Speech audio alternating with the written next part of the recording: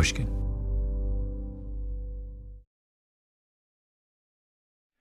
My good friend Adam Grant, author and psychology professor at UPenn, has a new book out, Hidden Potential, The Science of Achieving Greater Things. He sent me a draft months ago. I told Adam, I love it so much that when it comes out, I want to sit down and interview you about it, and we'll run the interview in the Revisionist History feed. Sure enough, Hidden Potential has now come out. And on Adam's publication day, he came to New York and joined me on stage at the 92nd Street Y for what turned out to be a really, really fun conversation, as we always have whenever we get together. So here it is. Thank you. Thank you all for coming. Adam, thank you for coming to New York. You know, we have done this many times. We have, and it's usually on my turf, not yours. This is what I was about to say. I was going to ask you what is different this time around, and that's exactly right. You have finally come to my house, and I was reflecting on this, and I was wondering, what kind of an idiot am I that I have agreed to go to your turf like 7 times in a row before demanding that we return the favor? This is like in basketball, this is like someone ceding, home territory and saying, let's just do it at your arena. I will say, though, you once invited me to your actual house where we had dinner and you cooked. That's true. Do you remember this? Yeah, I wouldn't say that was necessarily to your advantage if I was cooking. But well, it definitely wasn't, because I've never told you this, but do you remember what you cooked? No. I think it was tilapia. Really? Or it was something that swims, and I don't eat seafood. Oh. But I didn't want to hurt your feelings, so I ate it. I feel like we're even. Adam, that's very touching. You took tilapia for me. I wanted to start. We're going to be discussing your book, Hidden Potential, but I'm looking at the blurbs on the back, and I just want to not read the blurbs, but just talk about who has blurbed your book. Okay, so the first blurb is from Serena Williams, right? World's greatest tennis player. The second blurb is from Mark Cuban, the famous owner of the Dallas Mavericks, the guy who was on Shark Tank. The third quote is from Malcolm Gladwell, me. The fourth quote is from Yo-Yo Ma, world famous cellist. And the fourth quote is from U.S. Navy Admiral William McRaven. Okay, now, what's the theory behind the order? Why does Serena, did she say, I'll give you a blurb if you put me first? Like, who decided she goes first? Did Cuban say, I'm willing to go second to Serena, but not, if I'm behind Gladwell, you're not getting what happened? How did that work? I didn't choose the order. It's not alphabetical. Wait, are you trying to argue for a higher placement than third? No. Is that what's happening here? No, I'm not sure. I'm not sure I belong third. I don't know why I'm ahead why would I be ahead of Yo-Yo Ma? Yo-Yo Ma in every way is more culturally significant than I am. I will be dead and forgotten, and people will be listening to Yo-Yo Ma. Okay. William McRaven defends this country, and you have a blast? Like, where are your priorities, by the way? This is how you treat a guest in your home? Well, I mean, we have a history of me feeding you tilapia, so... All right, let's talk about your book, which I like a lot, by the way. Otherwise, I would not have blurbed it. You're interested in character, which that's sort of an interesting twist, isn't it? You would think an organizational psychologist would be someone who would be interested in structures and procedures and those kinds of things. Well, I'm a psychologist first, and I happen to do a lot of my work on people at work. But what I care about is people and the quality of their lives and how much they get to grow.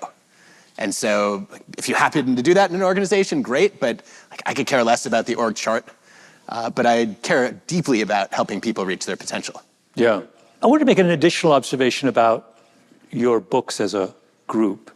And that is that they're fundamentally about character, as you say, but you're also very interested in sort of interrogating our intuitive ideas about character, right? I'm always reminded, and you will know this, didn't Lee Ross write a famous paper, which was all about how our intuitions about psychology are wrong in the main, and that it seems to me a lot of what you're doing in your books, is this a fair summary of them, is you are continuing on that path of kind of interrogating our intuitive notions about psychology. Some would call that Gladwellian. No, I don't think. I think you're you're deflecting now, Adam. You literally just deflected. I don't. No. Is anyone else watching this happen? His deflection is accusing me of deflection. It's meta deflection. It's not. No, listen. I'm just a flat out contrarian. There's a difference between someone who gently interrogates what we get wrong as intuitive psychologists and someone like me who just says provocatively and usually erroneously that everything we think is wrong. I'm a bomb thrower. You're not a bomb thrower. Yeah, I guess I think that's a parody or a caricature of your work. But no, I think I start with really wanting to understand what makes people tick. Yeah. And how we can improve the quality of our lives. And then within that, I want to focus on what's surprising and unexpected. Yeah. So yes, I think you're right. Yeah. Which causes me pain to admit. Like with Think Again, for example, the idea of valorizing humility as the kind of cornerstone, as the cornerstone of intellectual growth is really interesting. And not one, I imagine if you gathered a group of people, of students, and asked them, what did they think, what character trait did they think was the key to intellectual growth? Humility would not be in the top 3. No, and that's why I wanted to write about it. Yeah. I mean, I go to work when we used to go to a physical workplace. And still, when I go to teach, I walk into the classroom and I think, Donald Trump and Elon Musk both attended this fine institution. Yeah. What would I want the next Trump or Musk to learn? And strangely, humility is very, very high on that list. Yeah. Wonder how you could. So, tell me about the thought process that led you to think, okay, the next stage in this journey through character, I want it to be about hidden potential. How did you get there? I went down this path because I was once told that I couldn't write. Who told you that? The Harvard writing office, my first week of college, when they recommended me for remedial writing. Yeah. Which I was then told was for jocks and people who spoke English as a 6th or 7th language. So, wait, keep going. This is interesting. Yeah, so I failed the required writing test as a brand new freshman. It was the first piece of feedback I got from Harvard. And if you think I had imposter syndrome before, like already worrying, like I'm the one mistake, I don't belong here. Now I show up, I take the writing test, and they're like, nope, you must take an extra semester of writing, and you can't explain your thoughts coherently, and you don't know how to structure an argument. And I was like, I think I don't belong here. And I think that's the point, right? That's why I wanted to write this book, is we make so many judgments of other people's potential. Yeah. And so often they're driven by starting ability. Do you have the raw talent? Are you a prodigy? Do you look extremely capable? And if the answer is no, you think you should give up. Yeah. Because you don't have what it takes. And I think that's a huge mistake. I think it counts out a ton of late bloomers. I think it overlooks many, many slow learners. And I think it also prevents us from stretching beyond our strengths and actually achieving more than we believe we're capable of. But so, wait, but this is interesting, because I associate you, you're 18, can you give us a little more insight into your 18-year-old self? You said you had imposter syndrome. Why? I think I didn't have any sense of what it took to be a Harvard student. I remember going to my interview, and the interviewer was the first Harvard graduate I ever met. And I thought that was a different intellectual league. I didn't know if I was smart enough. I didn't have any patents yet. I did not get a perfect SAT score. But you got in. Yeah, but I didn't know exactly why or how. And they're just evaluating me from a bunch of pieces of paper, right? Which is a pretty poor proxy for somebody's potential. Yeah. Those of us who didn't get into Harvard are always baffled by those who did get into Harvard and profess to have imposter syndrome.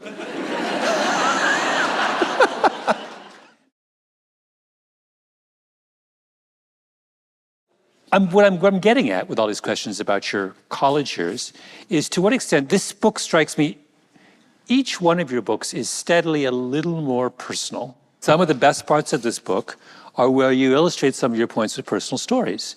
And I'm wondering whether, in some sense, this book is a more personal project than your previous books. It might be. I think I've gotten more comfortable realizing, like, I've gotten so much, I guess, reader feedback and also listener feedback from podcasts. Like, we like hearing your personal stories. Like, don't always use the data as a crutch. I'm like, they're not a crutch. That's literally what I do. It's how I think. Like, if you ask me a question about anything, I'll be like, well, what is the best randomized controlled trial on that? Yeah. So this is not me like, avoiding sharing. It's that like, I consider systematic evidence to be a better source of knowledge than my idiosyncratic lived experience.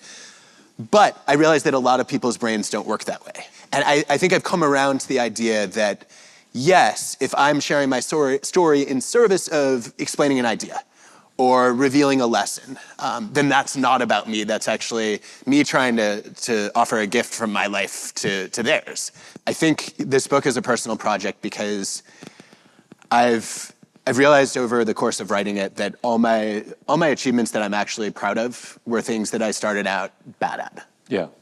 And I thought most of my life the opposite was true. I thought what I was supposed to be proud of were the things that came naturally to me. So this is really interesting, and I want to dig into many parts of this. But I want to start with, we were talking earlier about the kind of hidden project in many of your books is interrogating our kind of lay notions of about psychology that are incorrect. And I'm curious about this. So the lay notion this book is, to your point you just made, the lay notion this book is focused on is we have this kind of veneration of innate ability.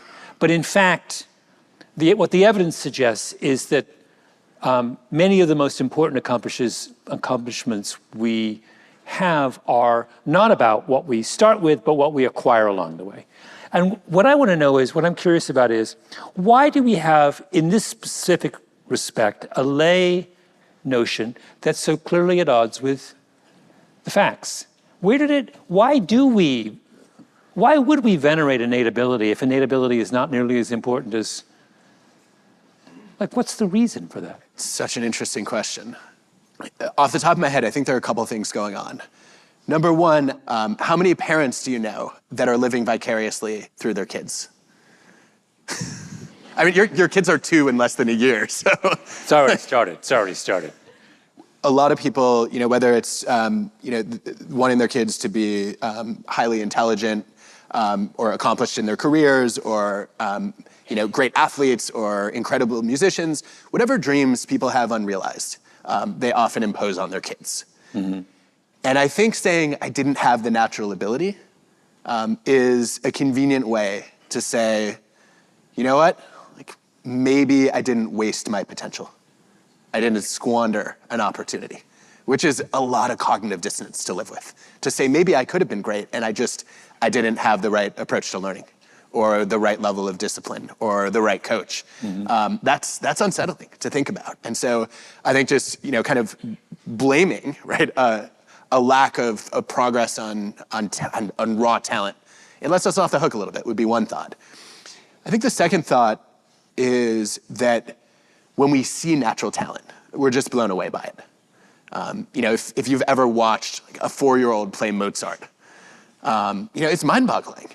And you realize that is a human that's cut from a different cloth than me. And so it's hard to ever see yourself in that person. I remember, actually, I'll give you a personal example on this since you invited me to talk more about myself. Sure. So this is about to become the Adam Grant show. Are you ready? Yes. All right. I remember when I'm an introvert. I'm shy. I was extremely afraid of public speaking. And when I decided I wanted to do it, I said, okay, I have to go and learn from great speakers. So the first thing I did was I watched videos of MLK's I Have a Dream speech. It was completely demoralizing. I mean, I watched this, I'm like, I will never, no matter how hard I work at this, I will never get that good. So I'm like, I might as well quit now. And I think that, it feels unfathomable, right? When you see that the innate ability differences between you and someone else could be that great, it just seems impossible for you. And so you assume then that that is what is required. But what you're doing with MLK is you're assuming that what you're observing is an innate. In fact, he grows up in an oral culture. He grows up watching his father and others preach sermons. I mean, he's surrounded in a world that is speaking in that vein. It's like he's actually not the right person to look at and see evidence of. That's exactly right, but we don't know it. You watch someone as good as Martin Luther King Jr., and you think that's got to be a God-given gift. Yeah. There's no way he was ever bad at speaking, right? He's too good. It's impossible. What we don't see is the history you're describing. We admire people at their peak. We don't get to see the distance they've traveled. We don't see the fact that he started entering public speaking competitions when he was 15 years old. That he had 20 years of deliberate practice under his belt. That the year he gave the Dream speech alone, he gave over 350 speeches, which is probably as many speeches as you've given in your career, I would imagine. So I think we have unfortunate access to greatness. We see people at their peak, and we assume that they started far ahead of us. But is this a universal affliction or an American affliction? Because I bring it up because one of my favorite chapters in this book is you have a chapter on talking about the educational system in Finland and how much it differs from the American system and in its sort of assumptions about learning. And it doesn't sound like the Finns, at least as is expressed in their educational system, hold to a notion of innate ability so what are we dealing with here? Is there something uniquely American about this idea? There may be, to some extent. I think when I think about what we do culturally in the US that's different from other parts of the world, there is a tendency to make the fundamental attribution error more in the US. You should define that. The tendency to attribute people's actions and station to their innate characteristics as opposed to their situation and affordances and opportunity and circumstances. An idea that you thoroughly decimated in Outliers, I will point out. But we still do it a lot in the US, right? We're an individualistic society. What we like to do is we like to say, okay, you are where you are because of the things that are inside of you. And I think you're right. I think in Finland, I think in Estonia, we could probably make a whole list of other countries. There's a stronger sense that every child has hidden potential. And it's the job of parents and teachers and coaches to realize it in two senses of the word. One, to recognize it, and then two, to develop it. It seems to me fundamentally paradoxical, and no one's properly explained to me why it would be the case that a culture like the United States, which is the highest achieving, you could argue it's the highest achieving culture in the world on a number of metrics, should have a notion about achievement that is fundamentally wrong. It just doesn't make any sense. In fact, if you said to me that America was the one place where people recognize that hard work, that everyone has a lot of potential and that it's revealed in hard work practiced over your life, and that trying to judge someone on the basis of their performance at 12 is a fool's errand. If someone said that is a distinctly American view, I would have said that makes sense. It doesn't make any sense at all that we should have it backwards of all cultures. I think part of the problem is our country feels too big to invest in everybody. And so what we often do is we say, okay, well, we're going to create gifted and talented programs. And we're going to build a winner-take-all system so that the kids with the true promise are going to get to rise to the top. And that allows us to believe in the notion of meritocracy. It allows us to feel like we've earned all the success that we've achieved as opposed to partially lucking into it. And so I think there is a function there, right? It allows us to think that America, like when we talk about the American dream and we say that anybody can live the American dream, this is the land of opportunity. We are justifying our system. And I think that serves a soothing function for a lot of people.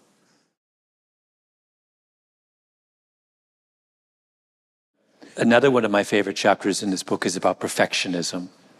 And it's sort of your critique of where perfectionism leads us, what it costs us.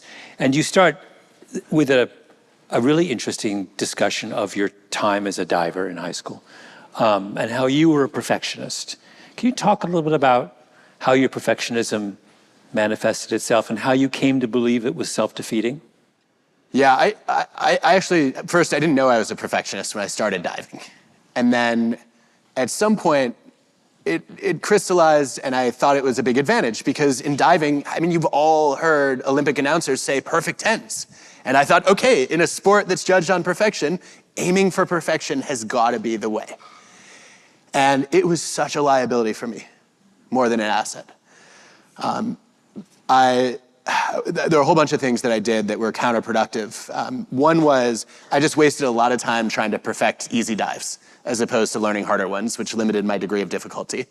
I actually got an award one year from my teammates. It was the If Only Award. And there was a little drawing of me on a paper plate with a cartoon that said, if only I had pointed my left pinky toe on that dive, I would have gotten an 8.5 instead of an 8. And like, that's not what mattered. Like, I should have been stretching so I could actually touch my toes without bending my knees. That would have made me a better diver. I think not only did I focus on the wrong things, I ruminated a lot, I beat myself up a lot, and I was constantly shaming my past mistakes as opposed to trying to sort of educate my future self from those lessons, and that was not helpful. Probably the worst thing that I did, though, was the balking, where, in diving, when you're going to take off forward, you walk down the board and then jump to the end. Well, if my takeoff, if my approach wasn't perfect, I would just stop and start over, and stop and start over. And then there's a 2 balk rule, and then I have to get off the board, and then I'm not doing dives all practice because, like, what's the point of, yeah. If you balk, in other words, if you stop and start again more than twice, you have to dismount from the... Well, that was the rule that my coach, Eric Best, had to institute because otherwise I would just balk all practice. What's going on inside your head?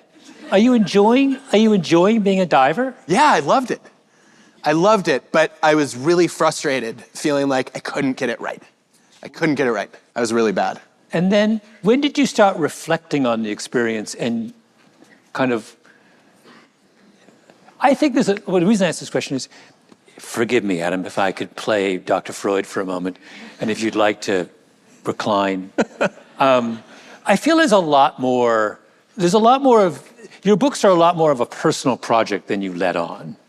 And this one in particular, I was reading this one, and you have these little moments where you start talking about diving, and I think, if I was a psychoanalyst, I would say, Adam, this book is really about you trying to make sense of the mistakes that little Adam made and the experiences that little Adam had. Is that not fair? I mean, I wouldn't frame that in Freudian terms because I think he set psychology back a century. Oh, of course you would say that. But it's like... I mean, his approach was so unscientific. And if you disagree with him, well, you're in denial. Like, how is that helpful to anyone? Exhibit A. Who's in denial here? I will say there are some good meta-analyses of randomized controlled trials of psychodynamic therapy that show that it can have efficacy for some people in some situations, but I'm still extremely skeptical. Anyway, Adam, I will not be paging Dr. Freud. You where you are? You're in a place called Manhattan, and you're dissing psychoanalysis. What? I don't know, Malcolm. Active self. You want people to buy your book afterwards, and this is what you're telling them? First of all, I think most people here have already bought the book. And I also think there's a point at which you stop blaming your behavior on the sins of your parents. And start taking responsibility for your adult choices. I brought this up because I was wondering whether you were doing a version of the same thing, which was at the age of, how old are you now? Now, 42. At the age of 42, still working out the problems you had as a swimmer and as a diver in high school. Oh, don't ever call a diver a swimmer. Yeah, no. That's like me calling you a jogger as a runner. Let's start. I think there's a difference between trying to work out the problems of little Adam, which is how Malcolm Freud would approach this discussion, and trying to figure out if there are lessons from my biggest struggles and also my greatest moments of growth that could become teachable moments for me and others. Yeah. I'm trying to reflect on, the fact that I really was my own worst enemy for a good part of my diving career.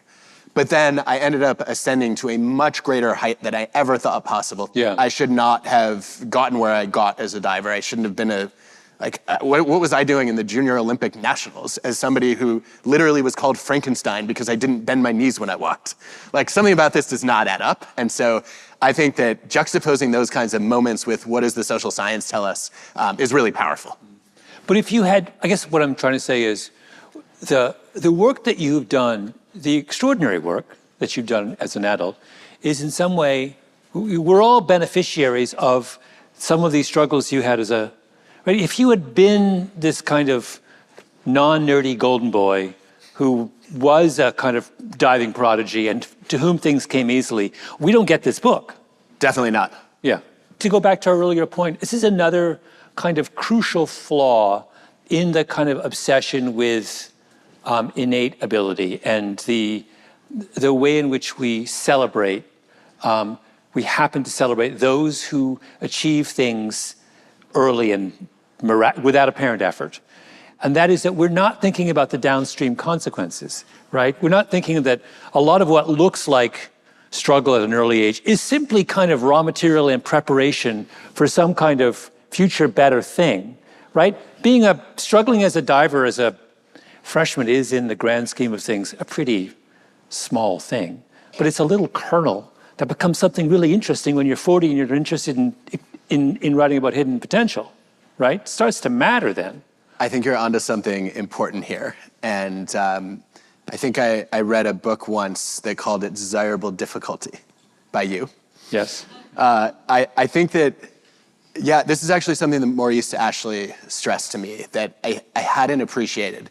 So, Maurice from the book is a chess grandmaster and I think an extraordinary coach who recognizes and brings out the hidden potential in kids that nobody else thought had a chance. And one of the things Maurice said is he has watched in chess over and over again, the biggest prodigies young are the ones who have the biggest struggles when they're older because it came too easily to them at first. And they're used to kind of having this natural success. And all of a sudden they lose the game and they can't take it. Mm-hmm. And they haven't, I think the fundamental problem there, if you look at the research, is they have not built the character skills that are necessary to face obstacles. They don't know how to embrace discomfort. They don't know how to accept the right imperfections and say, these mistakes are actually part of my growth. And so I think that sometimes early success does a major disservice to our future selves. Mm-hmm. I reminded, a couple weeks ago, I was sitting in a coffee shop in Orlando, Florida, long story. And I emailed... You emailed me about this. I emailed Adam. There's two surgeons sitting next to me. Of course I was eavesdropping. And one of them had a daughter who was at Cornell Medical School. And he was boasting about how she loved Cornell. Cornell's amazing. She got into Cornell, isn't that fantastic? Blah, blah, blah. And I emailed Adam and I was like, how does this guy get it completely backwards? Why doesn't he boast about his daughter that my daughter's having an amazing time in medical school? Isn't it amazing that she's the kind of person who can go into an institution and find what's meaningful to her and flourish? And, he was focused on Cornell and he wasn't interested in the character traits his own daughter had that allowed her to flourish and be happy and find meaningful. And I was just like, there's something about parents, what you're describing is, why are parents so bad at kind of decoding the psychology of their own children? It just strikes me as like, well, why are we making these mistakes? Then why on earth are we so in love with prodigies? Like, I'm just baffled by this. I mean, when psychologists study this, they talk about parental over-involvement and over-identification. And the notion that as a parent, like we were touching on this earlier, you start to define your own success by your children's accomplishments. And I just want to sit parents down. I see this all the time with our students at Penn. I want to sit these parents down and say, like, what your children achieve is not a reflection of your greatness as a parent. Like, you should be much more concerned with who your kids become and how they treat other people. Being a great parent is not about how much prestige your kids attain in their school choices or in their jobs. It's not about career success, it's about character. Yeah. And I think you might have found someone who had not yet internalized that message. You say, on this subject of perfectionism, I want you to talk a little bit more about what, in general, what precisely is damaging about having a perfectionistic attitude, and what do you feel we should have instead? Okay, so if you look at the current work, which I think is the most comprehensive and rigorous to date, what we see goes wrong with perfectionists is one, they lose the forest and the trees. So they tend to focus on small details and overlook the big picture. Two, they do a lot of the rumination and sort of self-shaming as opposed to self-compassion that's necessary for learning from your mistakes. And three, they actually tend not to stretch themselves much. They want to focus on the things they know they can master, as opposed to venturing into uncharted territory. And by avoiding failure, they actually avoid risk-taking and they avoid learning and challenging themselves. And that means they end up with a static or even ever-narrowing comfort zone, as opposed to an expanding domain of expertise. You make the comment in the book that you think perfectionism of the sort you've just defined is on the rise. Why would it be on the rise? So empirically, perfectionism has risen in the US, in the UK, and the great nation of Canada. I think if you look at why it's increasing, what everybody does is they say social media. Like, it's got to be social media. Everybody has a perfect image of themselves on Instagram, and that's leading our kids to have unrealistic expectations. That may be part of the story, but guess what? Perfectionism started rising a generation before social media existed. It started rising when Mark Zuckerberg was in diapers. So there's got to be something else going on, and my read of the evidence is there are two things that seem to be contributing to it, and both of them are parental behaviors. One of them is rising parental expectations for kids, holding children to increasingly impossible standards. And two is increasingly harsh criticism of kids who don't meet those standards. So why would, okay, let's take one step further. Why would parents, I mean, it seems like an obvious question, but I don't know that I know the kind of good answer. Why would parents' expectations have risen? So we're talking about the 90s, 80s, 90s. What's driving parental expectations in that era? So we don't know. I think probably the consensus hunch right now is that the world has gotten more competitive. So, however hard it was to get into college in the 80s, it got a little bit harder in the 90s, and it got increasingly difficult over time. And so in a world that feels more and more zero-sum, I think we've probably seen a lot of talk about how the current generation of kids is the first in America that might not sort of outdo their parents or have a better standard of living than their parents. And so when you see that world, when you see a world of scarcity, you think, I've got to do whatever it takes to help my kids succeed, forgetting that the very things you're doing to try to help your kids succeed are just turning them into achievement robots who one day realize, like, this is no way to live a life and burn out. How did your parents, would you think your parents were guilty of that? My mom used to tell me, Adam, no matter what grade you get, as long as you do your best, I'll be proud of you. And then she would add, but if you didn't get an A, I'll know you didn't do your best. She said it with a smile. I think she was half kidding, but I took it seriously. Yeah. So yeah, I guess there was a little, I didn't get the harsh criticism though, but I definitely felt like expectations were high. Yeah. The last chapter of your book, you talk a little bit about interviews and admissions and college admissions and things. And I had some big and some small questions about that. You have a very interesting part where you talk about what the evidence, social science evidence, tells us about the success and or failure of affirmative action programs. Can you summarize what social science tells us about that?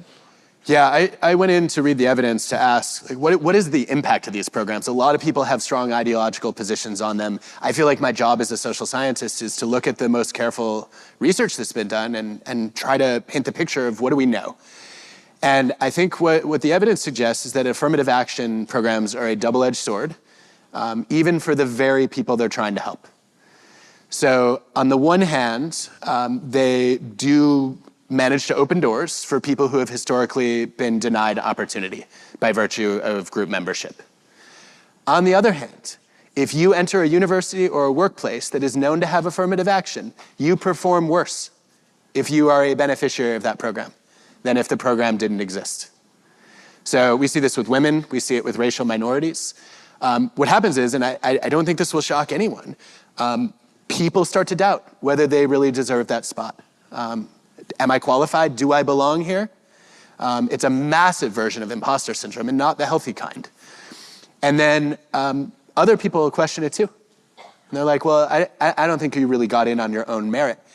And that self-doubt and constantly being doubted by others, that takes a toll.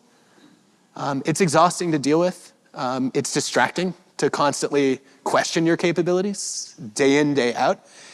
And so, you know, I came away from this evidence thinking, I don't know where I stand. I think that we're sort of damned if we do, and we're damned if we don't.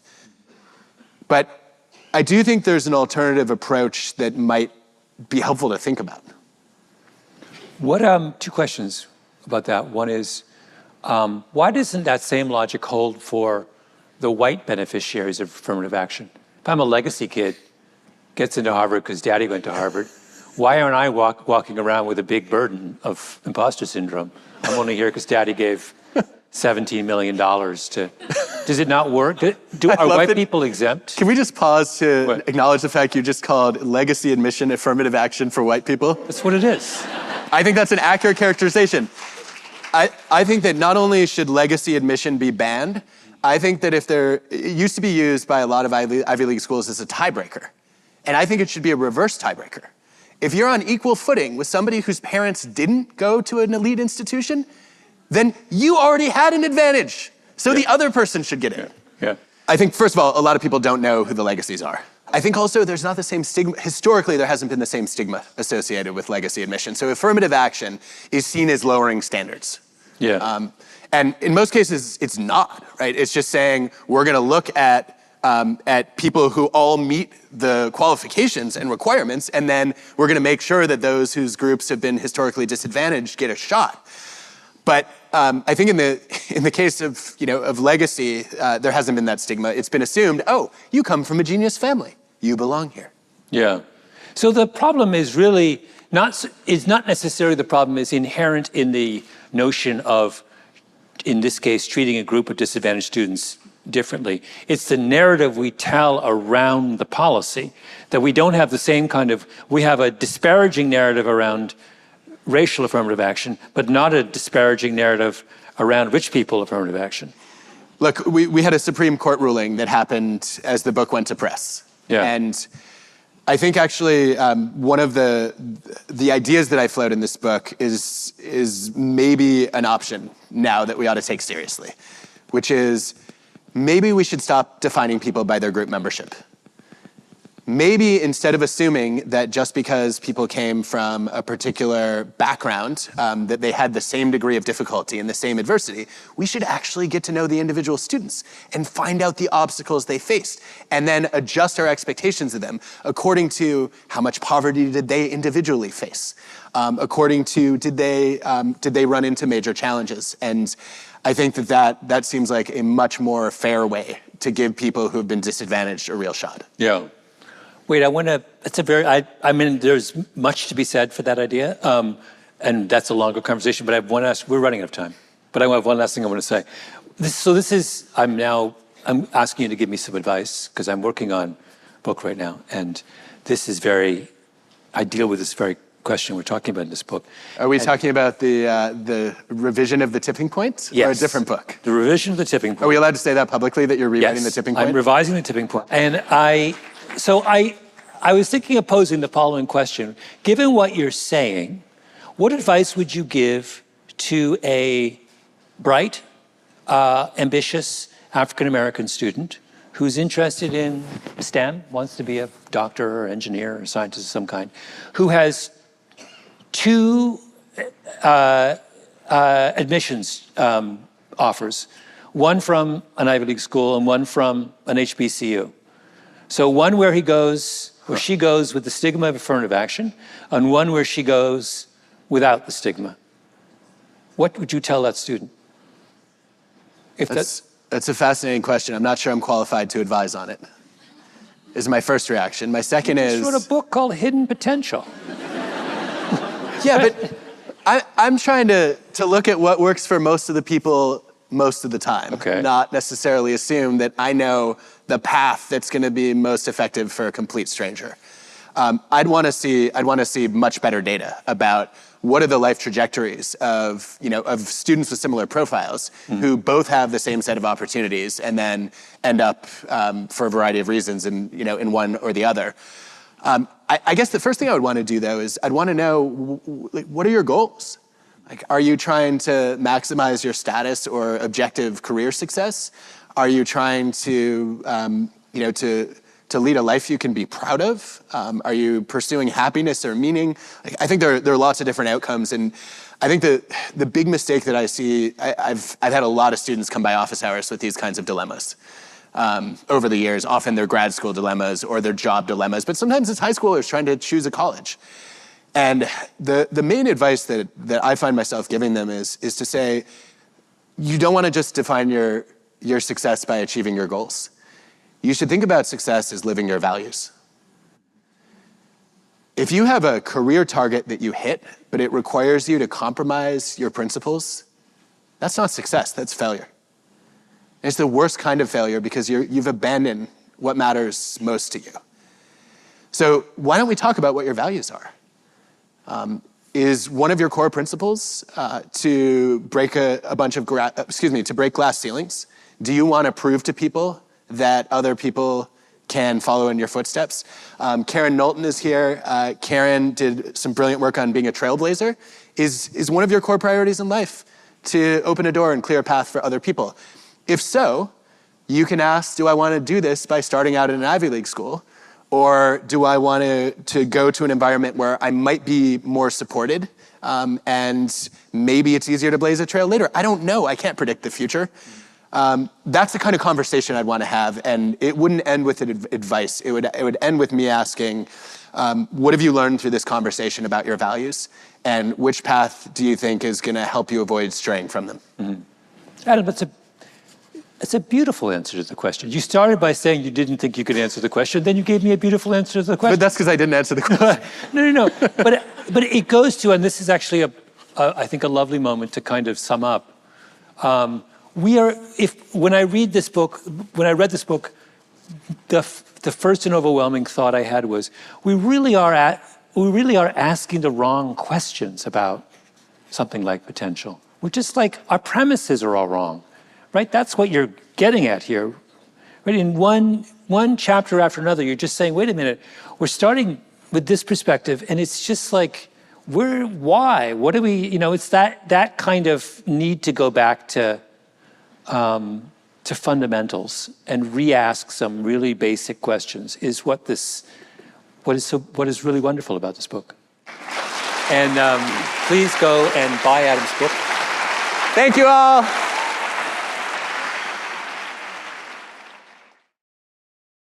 This bonus episode of Revisionist History was produced by Nina Lawrence and Jacob Smith. It was mastered by Ben Shano. Special thanks to Daniela Bellarezo, Paul Durbin, and Constanza Gallardo.